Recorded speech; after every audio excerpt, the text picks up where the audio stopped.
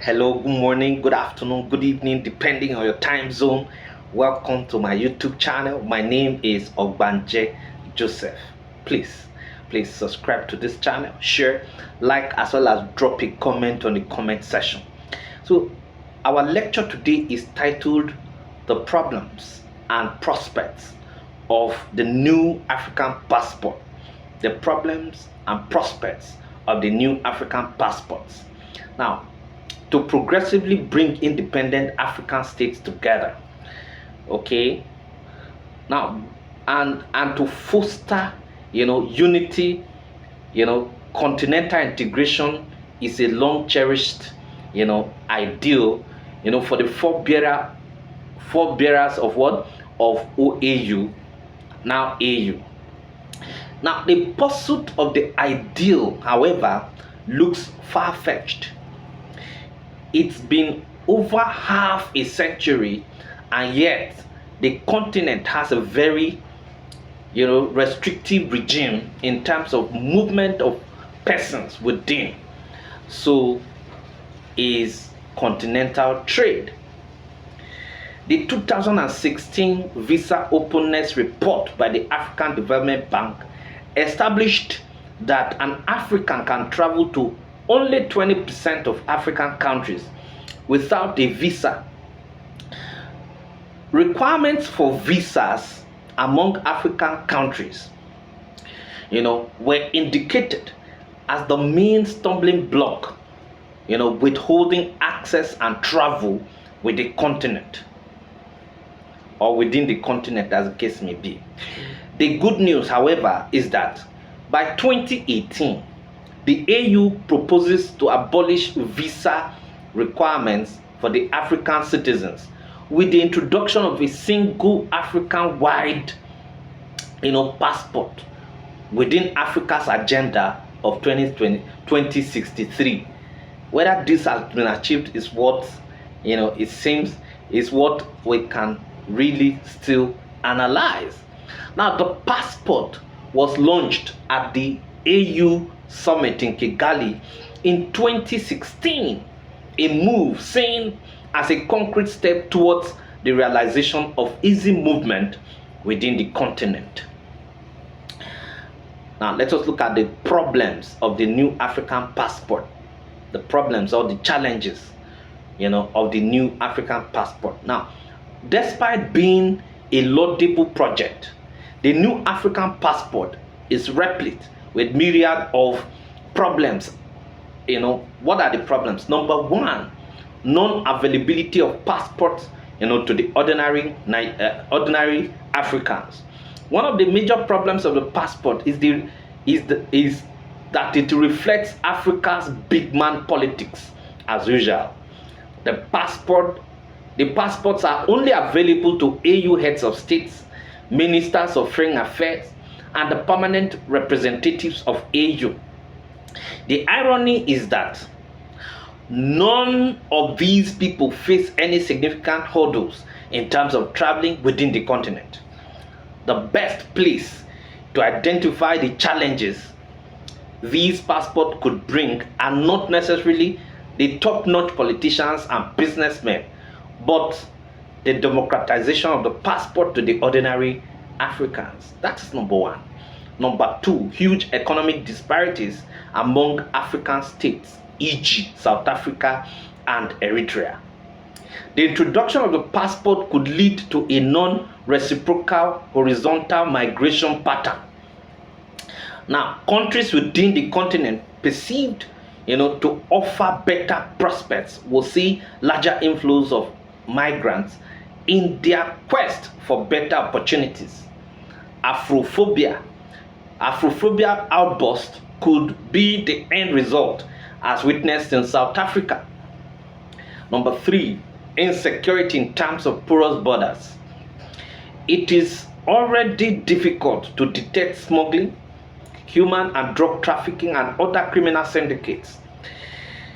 The introduction of a passport could magnify this, situation, especially as individual countries could issue it. The point here is that a defect in one country's in one country's system could affect the whole system. For instance, evidence of fake passport by nationals of other countries within the continent, is common. Evidence of all of that is actually common. Okay, so the next one is security of the passport. Now, while officials have claimed that the passports, are going to be biometric and secure, concrete plans concerning its implementation and potency are yet to be seen. For instance, because of her, relative advancement compared to other countries, South Africa may not want to be in a hurry to open its borders to all African countries. Likewise, Ghana, adjudged the freest country in Africa, may not readily open its borders, to all AU members. Okay. Now, according to the World Bank, 2016, almost 37% of sub-Saharan Africa, okay, almost 37% of sub-Saharan Africa's population does not possess a legal identification. Okay, so, and this, it is this sort of challenges that make the promise of the passport very difficult to project. The next one is bad aviation sector. Bad aviation sector is another problem of the AU, of the African passport. Now, for there to be a robust continental integration, the place of aviation industry that is very cannot be underestimated. At present, the aviation sector in Africa has done a great disservice to the continent. For instance, there are a few airports, okay, connecting African capitals. This in itself hinders the movement of people within the continent and has a negative bearing on the trade activities within same too. So those are the challenges. Now let us look at the prospects of the new African passport. What are the prospects? Number one, the launching of the passport. There is prospect that the passport will see the light of the day because it has been launched at the AU summit in Kigali in July 2016. A move seen as a concrete step towards the realization of the passport. That's number one. Number two, increased free movement within Africa. Since the introduction of the new African passport in 2016, the statistics show that there has been an increased movement within Africa. And if the tempo is sustained, rather than fighting for peripheral spots in markets outside of Africa, this could boost trade across, respective regional blocks as per the free trade area instrument. Okay. Number three, reduction of brain drain.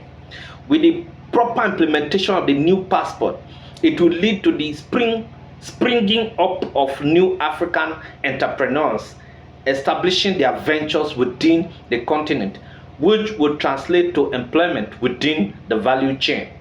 It will ultimately reduce the penchant for traveling abroad that is rampant among the African youths. Okay, number four, increment in the volume of trade. The new African passport could help Africans achieve their economic projection of $29 trillion. Okay, $1 trillion economy by 2050. Currently, the continent has 4 fastest growing economies, and there were 6 in 2016 according to the World Economic Forum. Then number 5, promotion of tourism. Besides trade, the passport could be following the path of Schengen free zone model, where a single visa with multiple entries could permit you to access 26 states. No wonder Europe is the hotbed for tourism. With the introduction of the Europe, with the introduction of Europe, with the introduction of the passport, Africa could enjoy tourism from, tourism proceed, and Africans would now visit African state of their choice with the lifting of restrictions through the passport. Thank you very much.